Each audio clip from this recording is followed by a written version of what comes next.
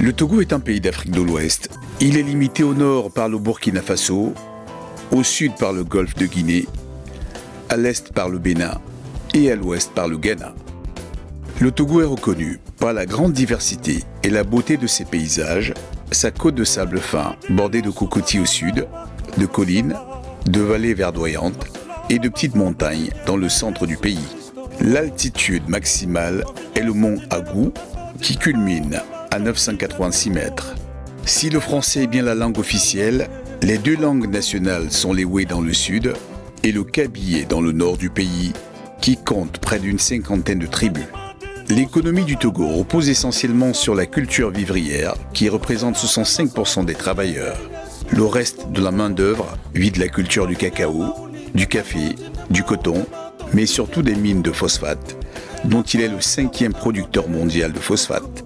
À l'instar de nombreux pays africains, le Togo, qui fait partie de la communauté économique des États de l'Afrique de l'Ouest et de l'Union économique et monétaire ouest-africaine, s'est doté d'une zone franche dès la fin des années 80, dans laquelle sont implantées des sociétés pharmaceutiques, des fabricants d'huile végétale, des assembleurs informatiques, des distributeurs de produits cosmétiques.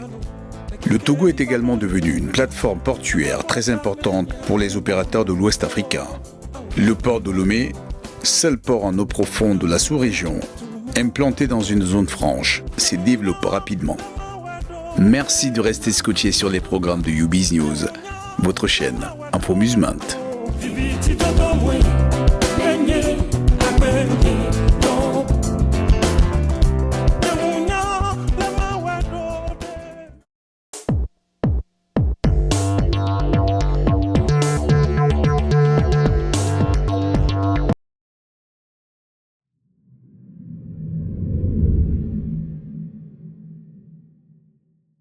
« 5 février 2005, décès du président Gnassingbé Eyadema. Victime d'une crise cardiaque à son domicile de Pilla, sa ville natale, malheureusement, il meurt à bord de l'avion présidentiel qui le transporte vers l'Europe ce 5 février 2005. À l'annonce de son décès, le président français Jacques Chirac présente ses condoléances à sa famille en rappelant « Avec lui disparaît un ami de la France qui était pour moi un ami personnel ». Après une période d'intérim assurée par Fambaré Ouattara Nachaba, l'élection présidentielle est organisée le 24 avril 2005. C'est son fils, Faure Gnassingbé, qui devient président de la République du Togo.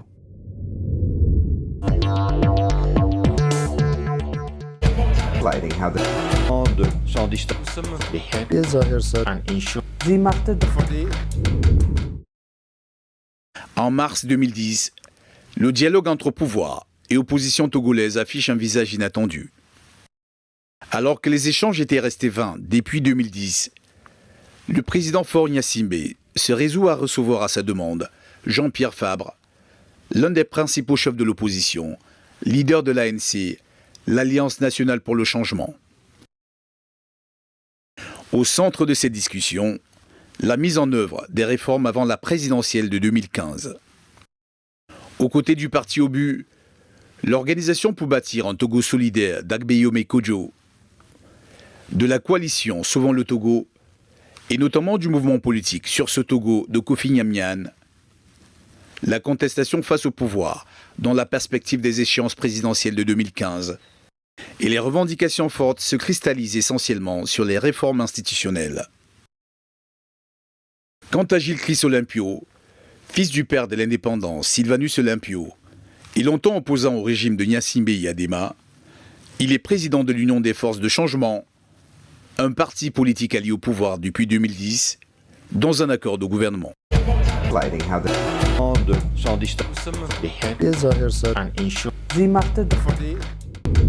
Quel avenir politique pour le Togo ? Dans un an se tiendra la prochaine élection présidentielle.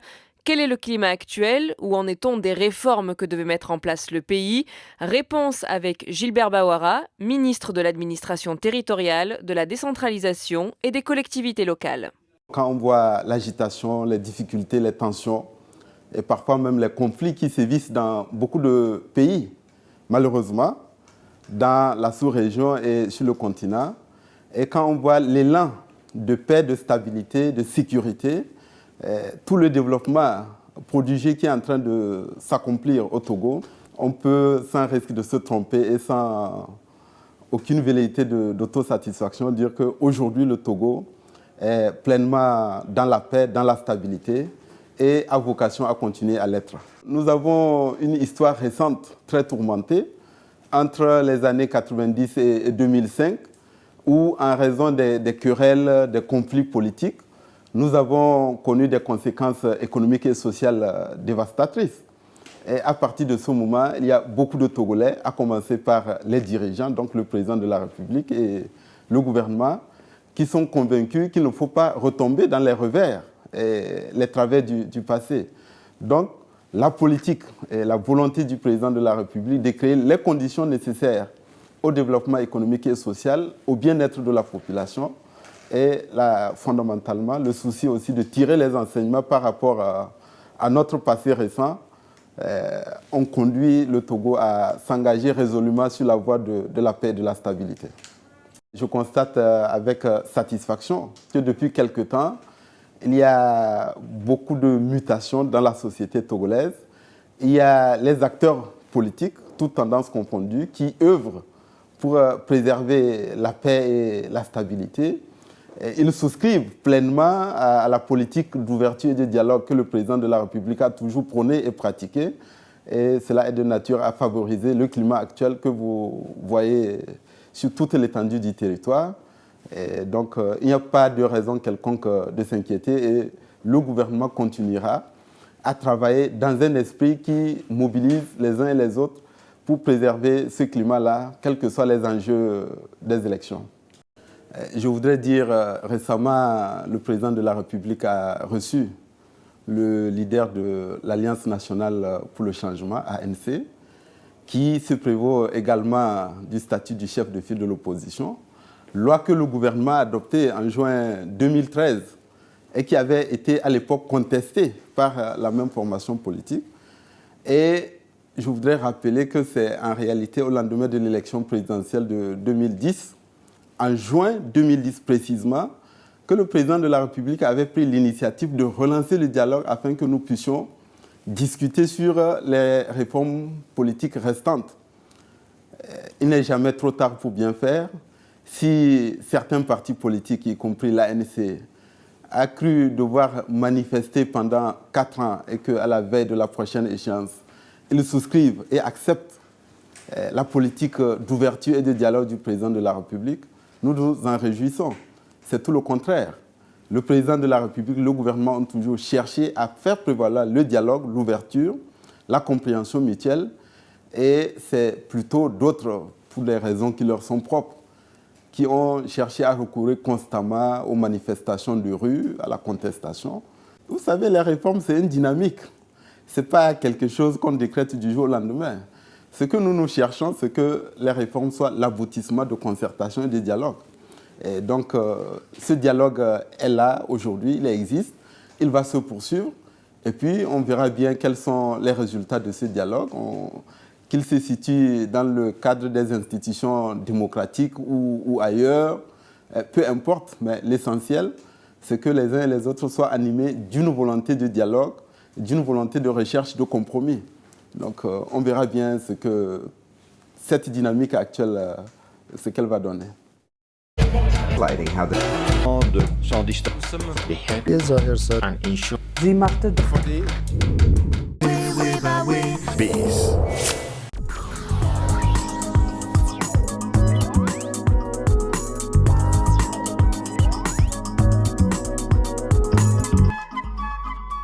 Le Togo, comme de nombreux pays d'Afrique, souffre de problèmes énergétiques durables.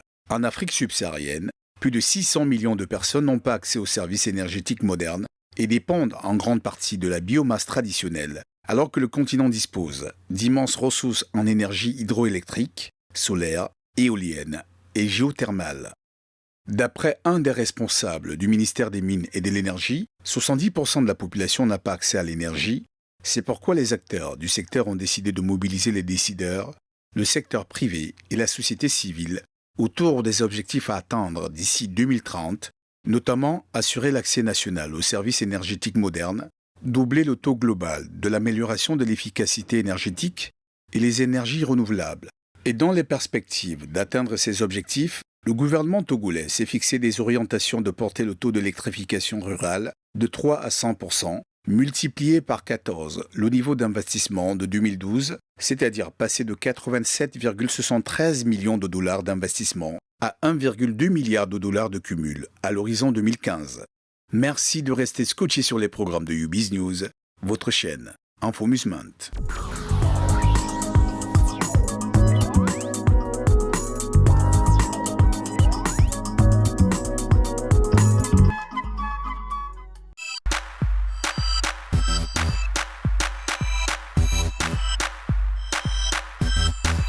Bienvenue sur YouMedia spécial Togo. Le paysage médiatique togolais est assez riche et diversifié. Le pays compte plus de 200 journaux déclarés, 80 radios et une douzaine de chaînes de télévision. Comme dans la plupart des pays africains, la profession est divisée en deux parties, les médias publics et ceux du privé. En ce qui concerne les médias publics, la TVT, la télévision togolaise, dont les studios ont été inaugurés le 31 juillet 1973 par feu le président Gnassingbé Eyadema, est l'unique chaîne de télévision publique. Longtemps chasse-gardée du régime qui en avait fait une arme contre l'opposition, la TVT est devenue un outil de la démocratisation progressive du pays et un véritable créneau d'éducation du citoyen.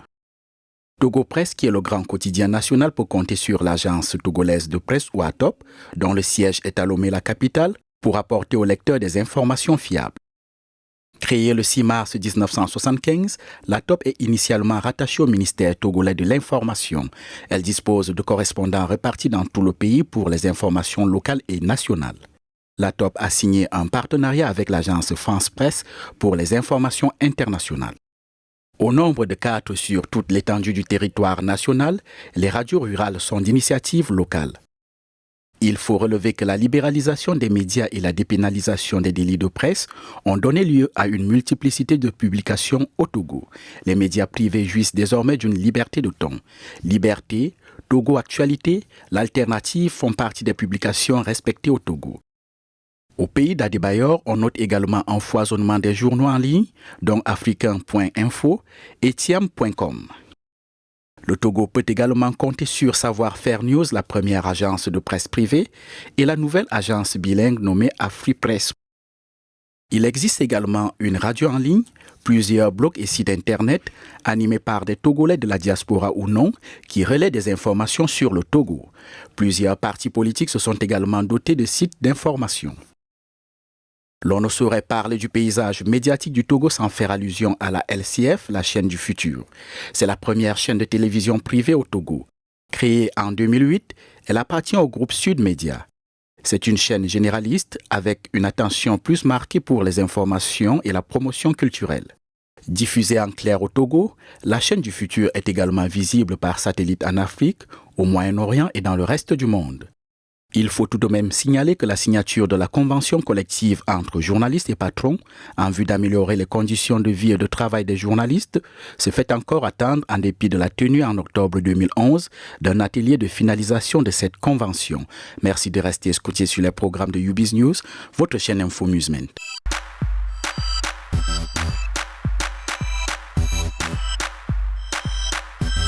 Bonjour, je suis Afia Mala et je suis sur UBiz News.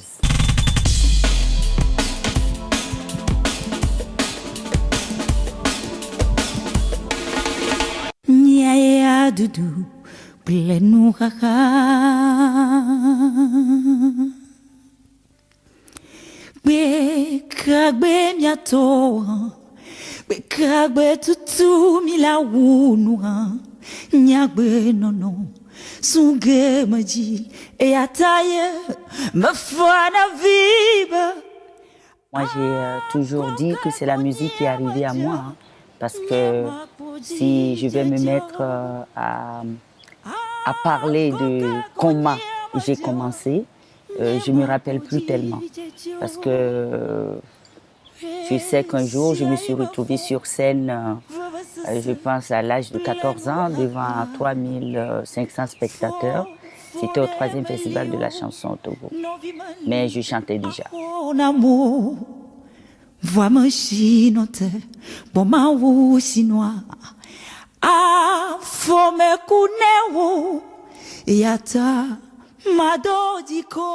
Les artistes qui m'ont inspiré, il y avait beaucoup, mais le premier c'est Feu Bella Bello. Dommage qu'elle est partie très tôt, voilà, parce que dès qu'elle est partie, bon, c'est comme si on n'avait pas de référence. Et après il y a d'autres artistes, bon, Myriam Makeba, et puis Célia Cruz.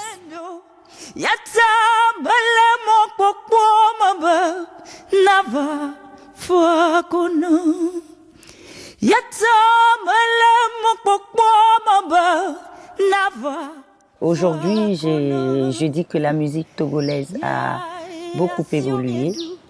La musique togolaise a beaucoup grandi parce que, n'empêche, je parle encore de référence, hein. Et puis, les musiciens togolais, malgré que nous n'avons pas encore tellement de support, de studio, de beaucoup de choses, ces artistes arrivent quand même à sortir le nom du Togo aux frontières. Franchement, chapeau. Yata Mado Diko, Yata Mado Diko, Yata Mado Diko. Chaque artiste doit vivre de son art.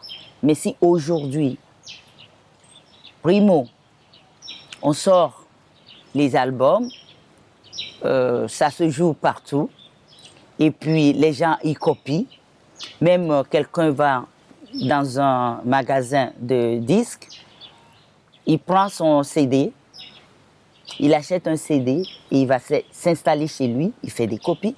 Parce que moi, des fois, je sors et on vient me vendre des CD à 200 francs. Donc, comment l'artiste peut vivre de son art quand c'est comme ça? C'est pas possible. Voilà, donc il faut que nos autorités fassent quelque chose. Parce qu'on le dit, bon, ben, j'espère qu'un jour, ils vont se lever et nous venir en aide. Parce que, au fait, la musique, l'art, c'est la culture. Et c'est la culture qui fait un pays.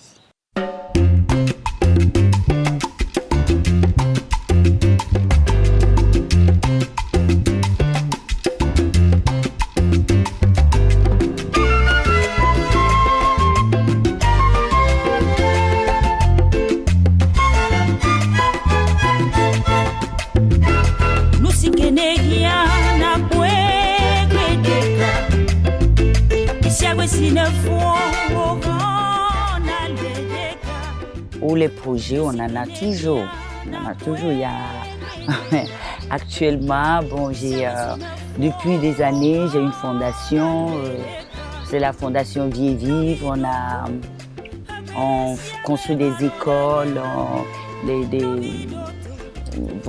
beaucoup de choses. C'est-à-dire, chaque année, on donne des fournitures. On s'occupe des enfants, en quelque sorte, les enfants déshérités, les enfants malades du sida. Il y a plein de choses. Donc, actuellement, on est en train de créer un site pour cette fondation qui, d'ici le mois de juin, sera ouvert à tout le monde.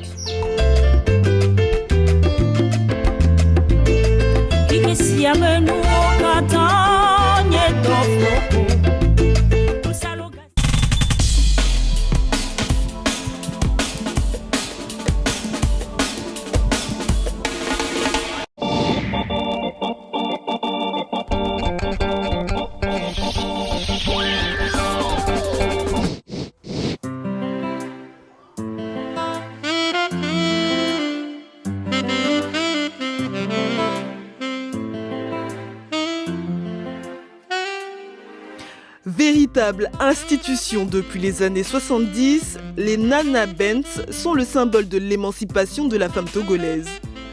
Businesswoman avérée, elles détiennent jusqu'à la crise des années 90 qui a touché le pays le monopole de la commercialisation et de la distribution du wax hollandais dans toute l'Afrique.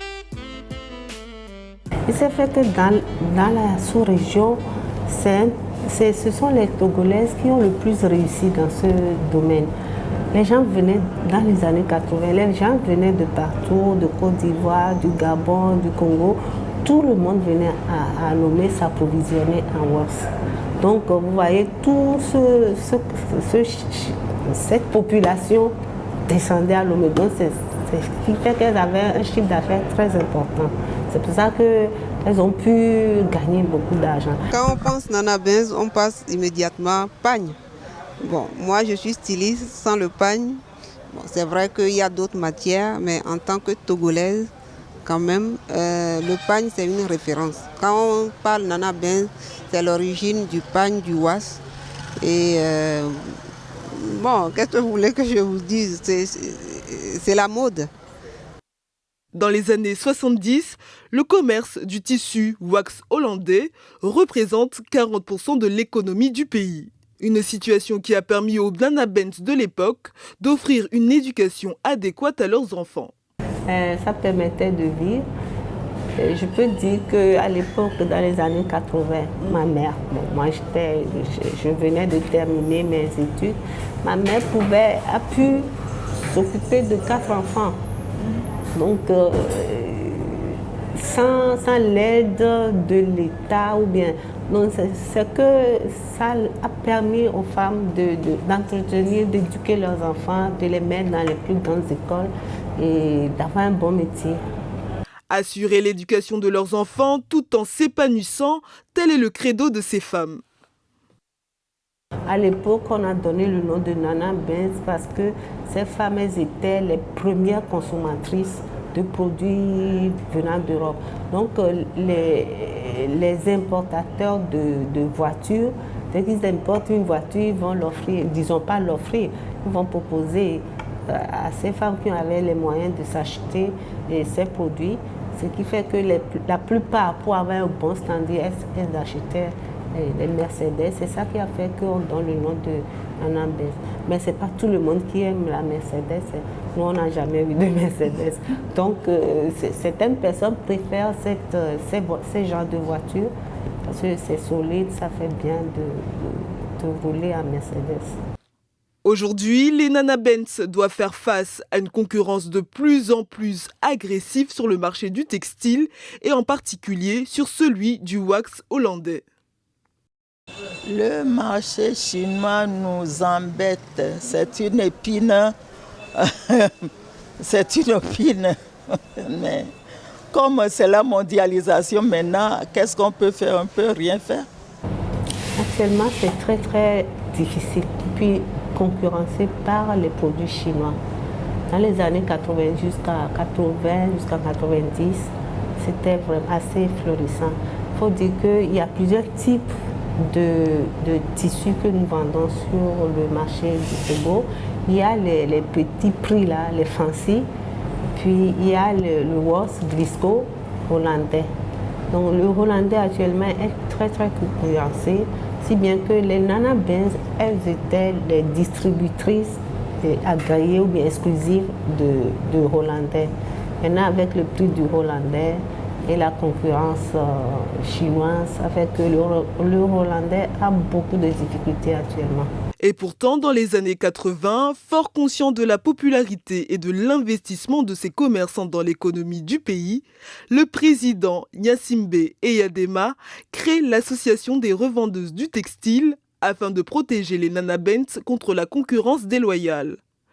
Une concurrence à laquelle certaines d'entre elles ont répondu face à l'appel des sirènes. Dans le WOS chinois, c'est des Nana Benz aussi qui font le WOS chinois. Il y a celles qui sont restées fidèles aux Hollandais, puis celles qui ont préféré vendre la petite qualité ou bien le bas prix. C'est partout pareil, hein. En Europe aussi. Il y a ceux qui vendent le haut de gamme.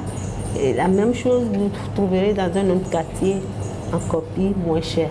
Donc c'est deux mondes vraiment différents. Non mais les Togolaises savent que le wax hollandais est la crème des tissus. Donc c'est que Ces femmes-là n'ont pas de pouvoir d'achat. C'est pour cela qu'elles vont acheter du chinois. Mais si vraiment elles ont de l'argent, mais rien ne les empêche de venir prendre un vrai Vlisco, un wax hollandais. On ne naît pas Nana Bentz, on le devient. Institutrice de formation, Madame Lawson a repris l'affaire familiale. Manatex, la boutique la plus courue de Lomé. Vous êtes à Manatex. Manatex, le mot mana, en éveil, c'est la 4e fille. Donc ma mère était la 4e fille de sa famille. Et c'est Mana. Donc Tess qui suit là, c'est textile. Donc Manatex, tout le monde connaît Manatex au Togo et ailleurs aussi. Une boutique qui cache au premier étage l'histoire des Nana Bentz, la galerie, comme ses habitués l'ont surnommée, au lieu où l'on se souvient de la belle époque. À la sortie d'une réception, elles étaient là en train de s'amuser. La vie était plus facile. Certaines des nouvelles Nana Bentz comme Madame Lawson sont obligées aujourd'hui de diversifier leur activité. Alors je suis élue députée de Zion. Donc ça fait plus de 6 mois que j'exerce ce métier aussi. Je ne sais pas s'il faut l'appeler métier. Ces Nana Bentz, dans le temps, ne négligeaient jamais leur région. Ma mère a aidé la population de Zion et moi aussi.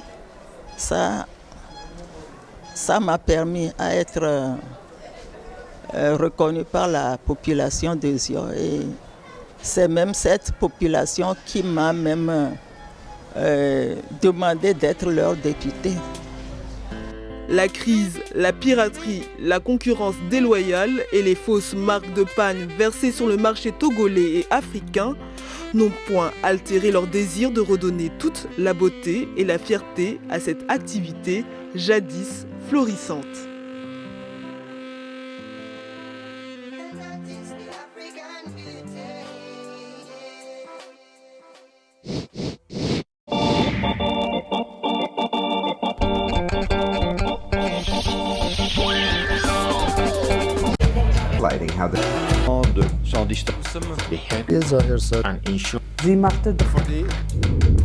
Nous avons rencontré Guy Lorenzo, conseiller à la présidence togolaise. Nous avons évoqué avec lui les atouts économiques du pays, la lutte contre la corruption et les avantages de la zone franche. Bienvenue dans l'émission Politise sur YouBiz News, votre chaîne Infomusement.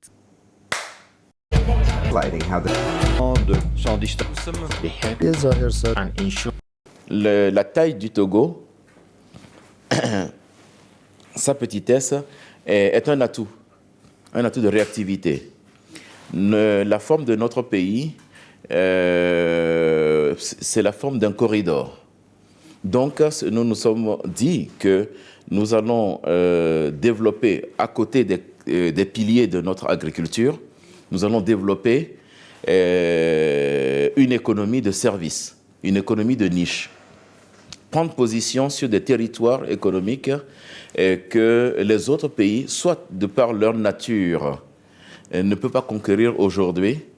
Et nous allons devenir le pays de service de référence sur la côte ouest africaine. Cela est vraiment très très important. Et nous avons un cap stratégique Togo 2030 valeurs sûres qui nous permettra à l'horizon 2030 d'être vraiment, d'avoir le leadership malgré notre petite taille. Parfois, small is beautiful. Et malgré notre petite taille, d'être vraiment la référence économique en la matière. Nous allons bâtir cette stratégie sur un atout que les autres pays n'ont pas, qui est celui du port de Lomé. Le port de Lomé, c'est le seul port en eau profonde. On vous le dira tout au long de ces interviews que vous allez faire. Mais derrière, il y a une logique, parce que, comme vous avez pu le constater, les investisseurs, pour venir dans un pays, regardent ce qui existe en matière d'infrastructure de transport et de logistique. Nous, de par notre forme, de par ce port qui est un atout, nous avons cette possibilité d'offrir cette infrastructure de transport et de logistique. Un hub portuaire qui peut permettre à tout investisseur de faire venir sa matière première, de produire et de réexporter à moindre coût par la mer. Mais de la même manière, Tamiz Money, le Togo aujourd'hui est un véritable hub aéroportuaire parce que avec la compagnie Askai et Ethiopian Airlines, vous êtes à moins de 2 heures de n'importe quelle capitale.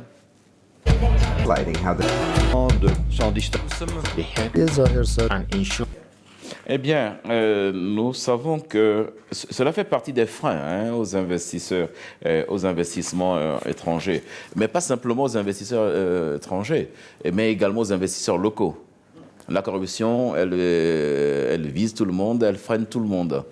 Vous le savez, sans aucun doute, mais si vous ne le savez pas, je vous le dis, nous sommes notés 2,5 par Transparency International sur une échelle de 10.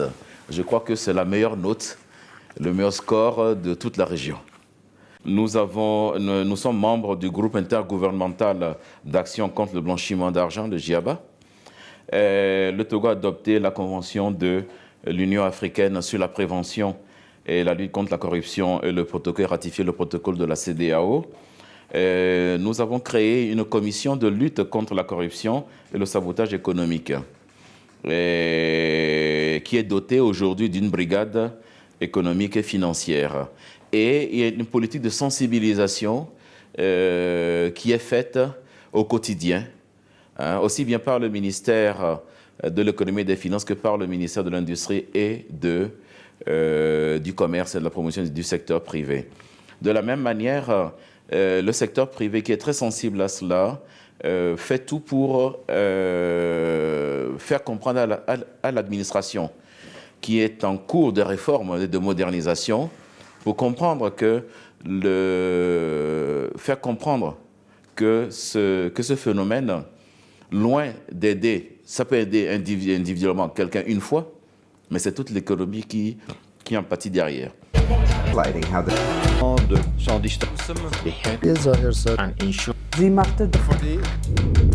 La zone franche aujourd'hui, c'est plus de 10 500 emplois créés.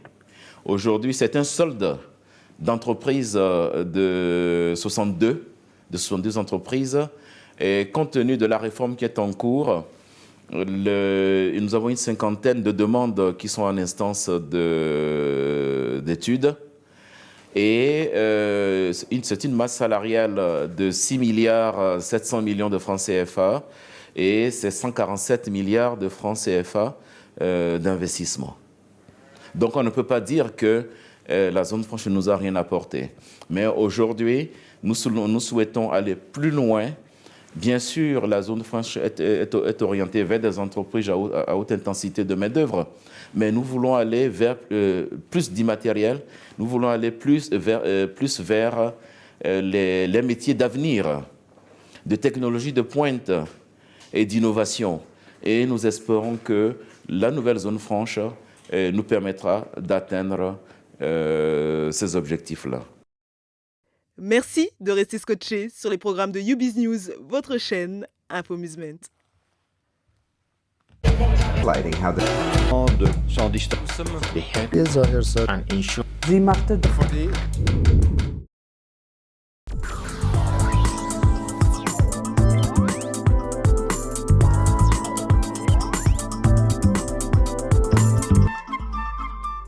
Lancée il y a tout juste 4 ans, la compagnie aérienne Askai ne cesse de gagner du terrain sur le continent.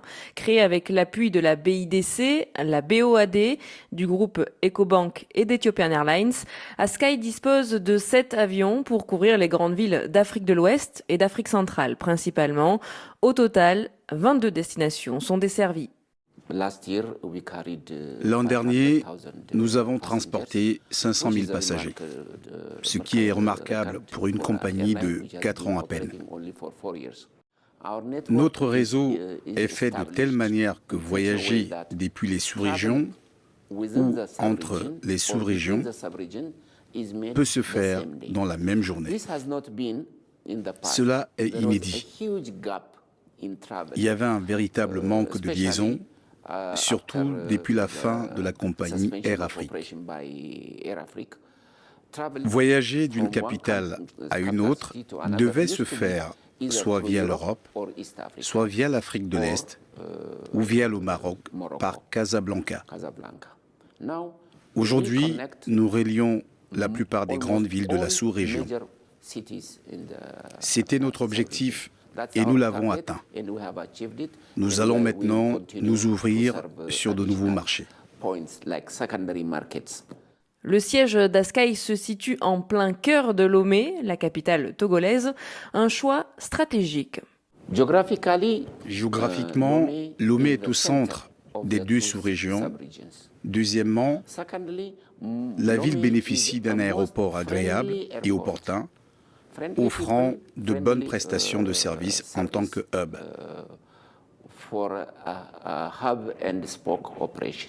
Askai vient de recevoir le prix de la compagnie africaine de l'année au cours du forum Africa CEO, un prix qui récompense plusieurs points.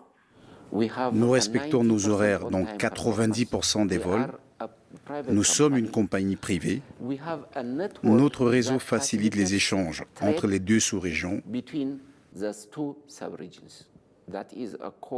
Ce sont les raisons pour lesquelles nous avons été récompensés par le forum CEO Africa.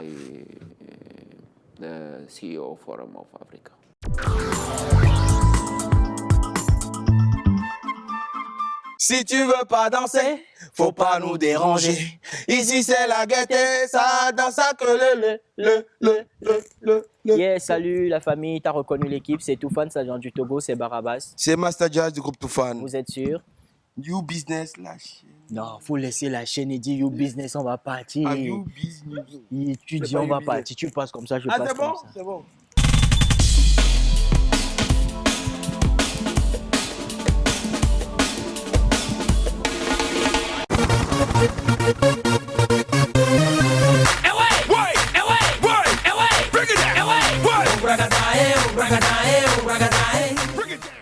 Ils ont placé le pied, faut pas tomber dedans. Esquiver. Ils ont placé le pied, faut pas tomber dedans. Esquiver. Le piège, il est là-bas, il faut esquiver. Bref, c'est ça le Goeta. De magie, c'est beau. Hey, hey, hey, hey. Ça va tuer, ça va tuer, ça va faire oh, oh, oh. On va crier, on va crier, on va faire oh, oh, oh. C'est magique, c'est magique, c'est magique. Oh, oh, oh. C'est magique, c'est magique, ça c'est magique. Oh, oh, oh. On prend les mêmes. Le Goeta, c'est quand on esquive les pièges posés par les jaloux. On est en train de travailler, on est en train de bosser, on veut évoluer. Et il y a forcément des jaloux, des envieux qui veulent mettre des bâtons dans les roues. Et ça, il faut forcément les éviter, les esquiver. C'est un peu ça le concept Goeta. Et techniquement, c'est une danse qui va de la droite vers la gauche en esquivant, en essayant d'esquiver le jaloux qu'on ne voit pas. Mais bon, c'est comme ça, c'est un peu ça le Goeta. C'est ça la nouvelle danse. Et on voit ici le t-shirt, c'est marqué Goeta. Elle renie même les peuples. C'est du son qui coule. Quand tu aimes, vas-y à fond, personne ne te gêne. Trop, c'est trop magique. Oui, j'en veux encore. Shine, c'est que des bling bling. Ça va tuer, ça va tuer, ça va faire oh, oh, oh. On va crier, on va crier, on va faire oh, oh, oh. C'est magique, c'est magique, c'est magique. Je suis arrangeur, donc on a un studio dans lequel on bosse. Donc je propose les instrus. Avec les thèmes ensemble, on discute là-dessus, on émet les idées ensemble et puis on construit le morceau, comme on construit les bâtiments. Non mais c'est ça, je crois. Il a presque tout dit. Il a souvent des idées quand il ramène la musique et tout. Après, on essaye de dire que bon, ce délire va aller pour ça, ce délire va aller pour ça. C'est un peu comme ça qu'on travaille. Mais c'est pour les Toufan. Le samedi soir, comme de coutume, rendez-vous avec les potos. Oh, super ça. Le samedi soir, j'envoie des SMS à toutes les go. Everybody. Oh, hey, oh, hey, oh. Chantez. Oh, oh, oh, hey, oh, hey. Vous êtes fatigués ou quoi? Oh, hey, oh.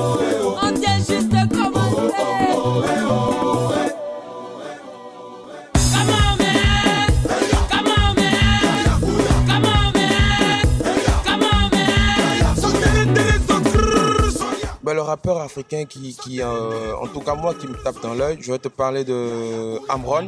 Yeah, original MC à la voix tonique. J'explose dans les bacs avec un score mythique. Pas d'adjectif à la hauteur de mon talent. Le mot est un plaisir, c'est que je suis excellent.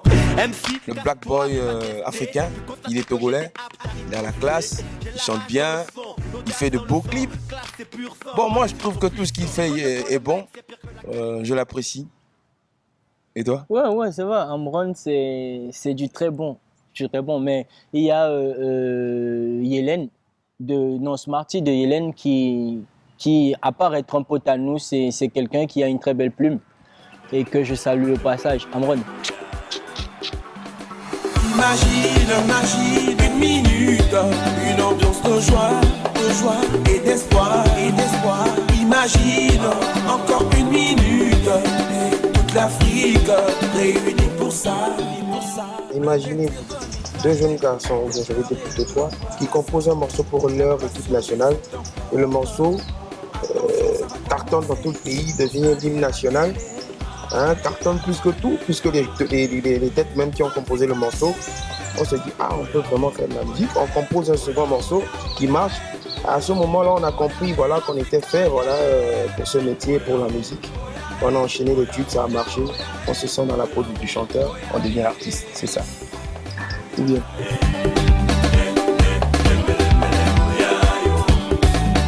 Vas-y, fais gagner l'équipe, t'as pour toi le talent, la puissance et le public. Oya. On est en train de finir notre album. Je dirais même qu'il est presque fini. Après l'album, je crois cette année, on est nominé dans des awards. Le 6 juin, nous serons à Johannesburg pour les MTV Base Awards, catégorie meilleur artiste francophone. Et puis le 26 juillet, nous serons à Dallas pour Afrima Award, catégorie meilleur artiste francophone aussi. Et après, il y a la tournée qui reprend et tout.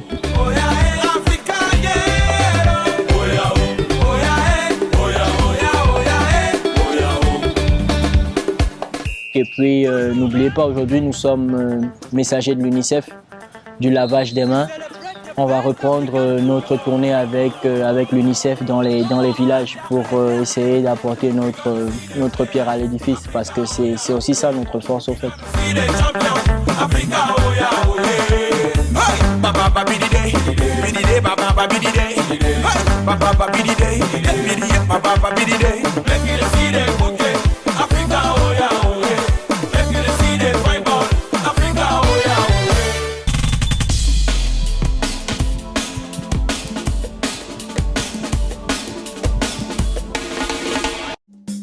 Vous regardez une spéciale, la suite dans quelques instants.